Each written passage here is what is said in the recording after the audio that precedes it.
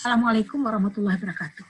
Nah, ketemu lagi kita pada pertemuan ke-7 ini dengan studi kasus ya, investigasi wabah ya, untuk pendalaman dari materi langkah-langkah investigasi wabah ya. Kali ini adalah mengenai wabah campak. Ya. Secara teoritis ya, kita sudah membahas pada pertemuan-pertemuan sebelumnya tentang kegiatan-kegiatan investigasi wabah itu dengan langkah-langkahnya. Adalah kita ulangi lagi, yang pertama ya untuk mengingatkan, pertama pemastian adanya wabah. Setelah kita pastikan adanya wabah, lalu kita tentukan diagnosa penyakitnya apa, lalu kita identifikasi penderitanya siapa-siapa saja, sejak kapan dia merasakan gejala, dan adanya penderita-penderita yang lain yang ditemukan, dan menentukan kesamaan dari pengalaman dari penderita sebelum sakit, serta gambaran epidemiologis dari penderita tersebut. Selanjutnya melakukan pemeriksaan laboratorium jika memungkinkan, melakukan penelitian lingkungan, penyentuhan dan pengujian hipotesis, penanggulangan wabah, ya. Kemudian baru langkah selanjutnya adalah melakukan penanggulangan wabah yang terdiri dari mengobati penderita, mencegah penularan dan surveillance penyebab penyakit.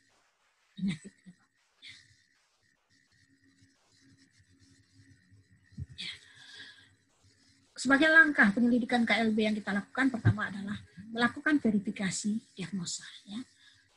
Kemudian menampilkan epidemiologi secara deskriptif, merumuskan hipotesis, dan merancang studi epidemiologi untuk menguji hipotesis. Bisa berupa penelitian case control ataupun penelitian kohort. Ya. Selanjutnya melakukan analisis dan interpretasi data, melakukan tindakan penanggulangan dan upaya pencegahan, serta membuat laporan lengkap, serta mengkomunikasikan hasil investigasi atau penyelidikan. Nah, pada kali ini kita membahas tentang penyakit campak. Campak ini sering kali terjadinya wabah campak. Ya. Campak adalah suatu kasus dengan gejala bercak kemerahan di tubuh yang berbentuk makulopapular, jadi yang merah di kulitnya menebal, yang makula kecil-kecil ya, popular ya. Tapi dengan gejala didahului oleh panas badan yang febris, yaitu teraba panas 38 derajat Celcius selama 3 hari atau lebih dengan disertai salah satu gejala bisa batuk, pilek, atau mata merah. Ini menurut WHO. Nah, kita tahu ya, pada saat sekarang ini banyak penyakit-penyakit yang ditandai dengan demam, seperti demam berdarah, ya, adanya malaria juga demam, ya, hepatitis juga demam, ya. Yang agak meragukan kita adalah campak ini dengan demam berdarah. Itu ada perbedaan yang mendasar di situ, di mana campak ini merahnya merata, ya, kalau demam berdarah itu adalah menjadi kecil, dan adanya pendarahan. Campak disebut juga dengan measles atau rubella, bukan rubella ya. Rubella ya adalah penyakit yang sangat menular pada masa anak-anak dan juga menyerang orang dewasa. Jadi tidak saja anak-anak, tapi menyerang orang dewasa juga. Gejalanya tadi sudah disebutkan, adanya demam tinggi dengan suhu tubuh 38 derajat Celcius, paling tinggi tercapai setelah 4 hari, tinggi sekali ya.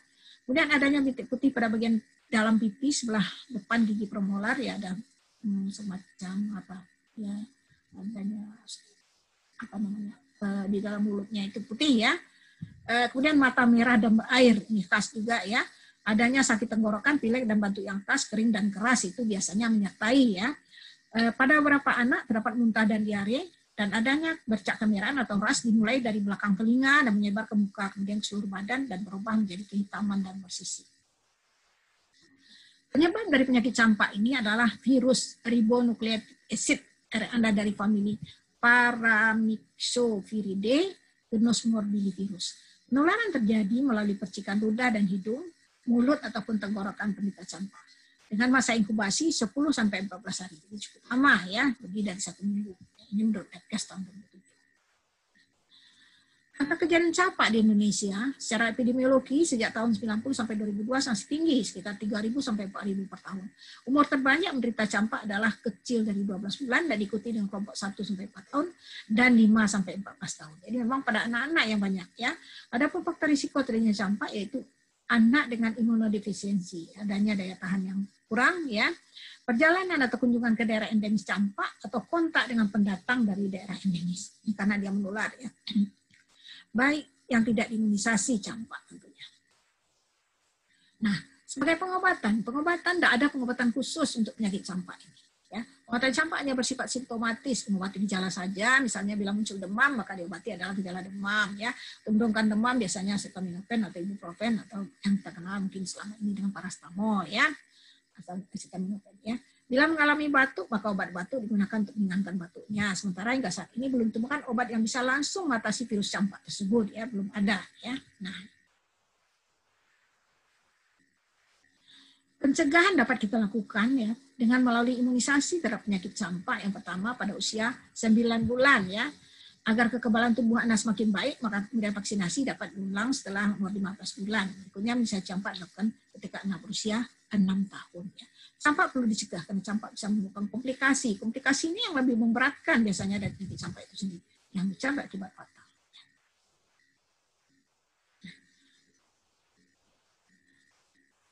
Penanganan penyakit campak. Sebaiknya diberikan makanan yang mudah dicerna karena dia menderita infeksi ya, infeksi beban tubuhnya berat untuk pencernaannya. Baiknya diberikan makanan yang mudah dicerna seperti bubur nasi, ya, bubur nasi lunak, makanan lunak. Hal ini menghindari terjangkitnya infeksi lain seperti radang tenggorokan, flu atau lainnya. Karena mudah menular lewat udara, sebaiknya anak campak dirawat di kamar sendiri agar tidak menularkan penyakit kepada yang lain ya. Setiap anak yang sedang sakit butuh istirahat yang cukup. Ya, jangan biarkan bayi yang belum mendapatkan imunisasi campak berdekatan dengan penderita campak sampai penyakit itu benar-benar sembuh. Dijaga tubuh anak agar tetap bersih sehingga dia tetap merasa nyaman. Selama anak sakit dan dalam pemulihan, sebaiknya kita memisahkan peralatan makan dan mandinya seperti piring, gelas, handuk, spray dan sebagainya. Hal ini untuk menghindari terjadinya penularan lewat kontak tak langsung melalui udara atau melalui alat-alatnya. Lakukan suatu pemberatasan terhadap penyakit campak. Kita ada melakukan beberapa tahap. Yang pertama tahap reduksi. Tahap reduksi adalah tahap pengendalian campak. Pada saat ini terjadi penurunan kasus dan kematian. Ini dapat kita capai dengan melakukan cakupan imunisasi yang lebih dari 80%. Ya. Tahapan pencegahan KLB pada tahun ini cakupan imunisasi dapat dipertahankan tinggi dan merata. Jadi yang penurunan tajam kasus dan kematian. Jadi kalau cakupannya tinggi itu kejadian kasus akan menurun ya. Kemudian tahap eliminasi. Tahap eliminasi adalah eliminasi, menghabiskan campak. Pada tahap ini cakupan imunisasi sudah sangat tinggi. Kalau sudah lebih 95% kita bisa mencapai eliminasi. Dan daerah-daerah dengan cakupan imunisasi yang rendah sudah sangat kecil jumlahnya. Tidak banyak lagi ya, karena memang sudah semua bayi mendapatkan imunisasi campak. Kasus campak sudah jarang dan KLB hampir tidak pernah terjadi. Nah, yang dicurigai tidak terlindung harus diselidiki dan mendapatkan imunisasi tambahan. Ada yang kecap ya. Tahap eradikasi. Ya. Cakupan imunisasi yang tinggi dan merata dan kasus campak sudah ditemukan lagi itu adalah tahap. Jadi ada 3 tahap tadi, reduksi, eliminasi, dan eradikasi. Transmisi virus sudah dapat diputuskan pada tahap eradikasi ini, ya. Dan negara-negara di dunia sudah masuk di tahap eliminasi. Namun kita belum, ya. Indonesia berada pada tahap reduksi. Reduksi dengan pencegahan terjadinya KLB. Reduksi campak bertujuan menurunkan angka insiden campak sebesar 90% dan angka kematian campak sebesar 95% dari angka sebelum program imunisasi campak dilaksanakan. Jadi itu yang kita harapkan tinggi ya. Nah, studi kasus penyakit KLB campak yang kita bahas di sini adalah kasus penyakit campak. Pertama, langkah yang kita lakukan adalah pendidikan epidemiologi. KLB campak apabila memenuhi salah satu kriteria sebagai berikut ya. Dalam waktu kurun 3 minggu berturut-turut ditemukan 5 kasus campak atau lebih yang melompok atau klaster dalam satu RW, dusun, sekolah, kelompok pengungsi di daerah perbatasan dan mempunyai hubungan epidemiologis daerahnya dan adanya kematian campak. Kemudian penanggulangan KLB yang dilakukan ya adalah memberikan vitamin A dosis tinggi pada populasi balita berisiko di daerah KLB.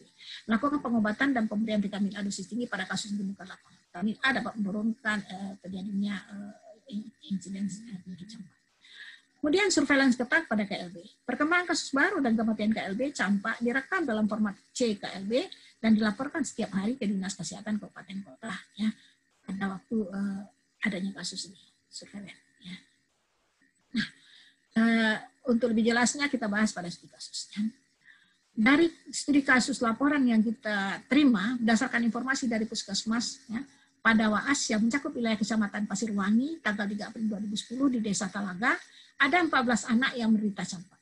Laporan diterima oleh Dinas Kesehatan Tasikmalaya pada 4 April 2010. Untuk memastikan apakah terdapat penderita lain di daerah tersebut, maka tim surveillance dari Dinas Tasikmalaya segera melakukan pengecekan dan penyelidikan epidemiologi lanjut di lokasi kejadian. Adapun tujuan penyelidikan KLB yang kita lakukan, tujuan umumnya adalah untuk mengetahui tingkat perkembangan dan perluasan penyebaran KLB campak dan mendapat gambaran tentang kejadian campak yang terjadi di Desa Telaga, Kecamatan Pasirwangi, Kabupaten Tasikmalaya. Sementara tujuan khususnya Memastikan apakah wabah terjadi KLB campak. Kemudian mendapat gambaran epidemiologi KLB campak yang meliputi aspek orang, tempat, dan waktu ya secara epidemiologi ya. Selanjutnya mengidentifikasi penyebabnya apa, sumbernya dari mana, dan cara penularannya bagaimana. Kemudian melakukan pengambilan spesimen darah, pemberian penyuluhan dan pengobatan penderita, mengetahui status imunisasi penderita campak, dan merencanakan strategi untuk penanggulangan dan pengendalian. Metode penyelidikan yang kita lakukan di sini adalah penyelidikan epidemiologi kita lakukan di Desa Telaga pada KLB campak ini di Desa Telaga, Kecamatan Pasirwangi, Kabupaten Tasikmalaya adalah berupa rapid assessment prosedur ya dengan pendekatan retrospektif di mana data yang diperoleh dengan pengamatan langsung. Data yang diperoleh dianalisa dengan program Info dan Excel. Hasil penyelidikan ya.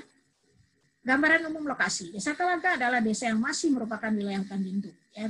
Daerah terpencil dengan kondisi jalan penghubung desa yang masih perlu ditingkatkan. Sebagian besar penduduknya bekerja adalah sebagai penghubung. Dapat kita bayangkan di sini untuk cakupan imunisasinya bagaimana untuk daerah terpencil ini. Gambaran klinis penderita. Berdasarkan hasil pelacakan pengamatan langsung di setiap rumah dan wawancara dengan kadar kesehatan di desa tersebut, ditemukan 14 orang dan 100% menderita campak. Ya. Dan dengan gambaran klinis penderita panas, batuk, ruang kemerahan, pilek, dan mata merah. Jadi gejalanya spesifik di sini khas ya, adanya panas dan batuk, ruang kemerahan, pilek, dan mata merah ya. Batuk ini penyertai ruang ya. Nah, dia 14 orang. Nah, kita lihat, kita coba tabel ini. Dari pengelompokan ini dapat kita lihat yang terbanyak itu kasus adalah berusia 59 tahun ya, sementara yang meninggal tidak ada. Dengan jumlah penduduk di daerah tersebut sebanyak 755 orang dan didapat angka attack rate-nya 1,8. Sementara case fatality rate tidak ada, 0 ya. Rasakan dapat data tabel di atas dilihat bahwa attack rate terbesar pada golongan 5-9 tahun dengan yaitu 10 orang, 13,6%, diikuti oleh golongan umur 1-4 tahun, 2 orang atau 3,3%. Tabel di atas juga perlihatkan adanya kasus pada golongan umur 10-14 tahun, yaitu sebanyak 1 orang, 0,9%, dan golongan umur lebih dari 15 tahun, 1 orang. Distribusi penderita berdasarkan status vaksinasi, kita lihat dalam tabel ini, dari 14 anak itu, yang divaksinasi hanya 4 orang. Kita lihat di cakupannya hanya 28,5%. Ya. Distribusi berdasarkan minggu epidemiologi, periode KLB dimulai pada minggu ke-10, dengan minggu ke-15 bulan Maret sampai dengan April, di mana puncaknya pada minggu ke-14 pada tanggal 14 April 2010. Nah, di dalam wabah ini, ya tahunan ini kita bagi per mingguan, ya. Jadi ini minggu, kita lihat ya waktu ini per minggu, ya. Ini pada minggu April 2010 itu dalam minggu ke-10 sampai 15 KLB. Ya. Nah, penetapan KLB berdasarkan pemeriksaan laporan bulanan maupun mingguan W2 Puskesmas pada WAAS Kecamatan Pasirwangi tahun 2010 menggambarkan adanya kasus campak dan meliputi aspek epidemiologi di wilayah kerja Puskesmas pada WAAS yang tahun sebelumnya 2007, 8, dan 9 tidak temukan kasus. Serta mengacu pada jumlah reduksi campak bahwa KLB campak terjadi apabila 5 kasus campak dalam waktu 3 minggu berturut-turut di wilayah yang mempunyai hubungan epidemiologi. Ya, jadi dengan kriteria itu dapat kita masukkan ke dalam kelompok 5 kasus campak ya tersebut. Maka di Desa Telaga telah terjadi KLB campak dengan indeks risk terjadi pada minggu ke-10 dari seorang anak berusia 8 tahun, ini sumbernya ya, dengan status vaksinasi, pernah vaksinasi campak, mengaku sebelumnya tidak pernah pergian keluar kampung atau desa asalnya yang setelah beberapa hari setelah timbulnya RAS, menularkan kepada teman-temannya dan kepada seluruh anak lainnya atau penderita. Penularan dimungkinkan mengingat banyaknya anak yang tidak imunisasi atau host rentan. Hal ini mengacu pada pemahaman tentang status kekebalan suatu kelompok atau herd immunity. Jadi, pada kasus ini anaknya sudah diimunisasi, tapi dia tidak begitu berat, tapi akan menularkan pada yang lain adalah host yang rentan. Ya. Dan yang lain tidak melakukan ini. Nah, penanggulangan yang dilakukan adalah kegiatan penanggulangan ya. Yang dilakukan adalah pengobatan, perawatan, dan pengambilan spesimen darah dan urin, pemberian vitamin A pada penderita campak di lokasi kejadian, penyuluhan dan akan pentingnya imunisasi pada bayi dan balita. Sebagai kesimpulan dari laporan kasus ini, studi kasus ini, berdasarkan hasil penyelidikan lapangan pada tanggal 4 April tersebut, maka dapat disimpulkan sebagai berikut. Telah terjadi KLB campak selama waktu minggu ke-10 sampai dengan minggu ke-15, di mana peningkatan kasus terbanyak pada minggu ke-15 dan ditemukan berita terbanyak pada golongan umur 5-9. tahun atau 13,6%. Status imunisasi penderita campak memang sebagian besar tidak imunisasi, sebesar 71,5%, itu 10 orang ya. Nah, untuk itu kita menyarankan ya, dari laporan ini kita menyarankan perlunya suatu sistem kewaspadaan dini sehingga seluruh kasus yang sifatnya dapat menimbulkan wabah segera diketahui ya, dan promosi kesehatan akan pentingnya imunisasi perlu diintensifkan dan perlunya tinjauan aspek sosiokultural masyarakat terhadap masalah imunisasi ini. Dapat kita lihat di sini bahwa sangat penting ya, dapat kita lihat langsung hubungan antara yang tidak diimunisasi dan kejadian kasus campak tersebut. Monitoring adanya kasus-kasus baru serta follow up kemungkinan komplikasi campak lebih lanjut. Ingat bahwa di lokasi kejadian juga ada kasus gizi buruk.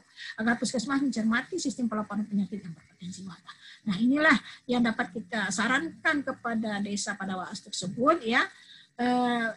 Dan kita melihat juga kondisinya memang daerah terpencil sehingga memerlukan kerja lebih ekstra daripada petugas yang berada di situ.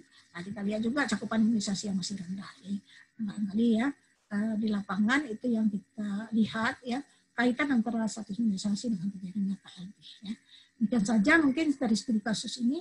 Kita harapkan juga saudara dapat melihat, Ibu harapkan saudara bisa melihat studi kasus yang lain terhadap penyakit lain. Karena dalam materi kita di RKPS ini, waktu kita hanya terbatas untuk 12 kali pertemuan itu, dengan studi kasus ini hanya beberapa kasus yang mungkin bisa kita bahas.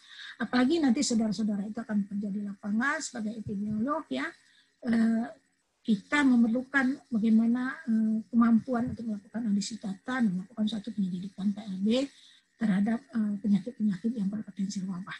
Nah, tentu saja terlebih dahulu kita harus paham mana-mana saja penyakit itu yang berpotensi wabah dan instrumen apa yang sangat kita butuhkan, bagaimana kita mengumpulkan laporan KLB dan bagaimana alur pelaporan, bagaimana langkah-langkah yang 10 langkah itu memang harus kita pahami sehingga saudara dapat melakukan suatu investigasi dan melakukan suatu investigasi wabah atau KLB. Demikian saja, wabillahi taufiq wal hidayah. Wassalamualaikum warahmatullahi wabarakatuh.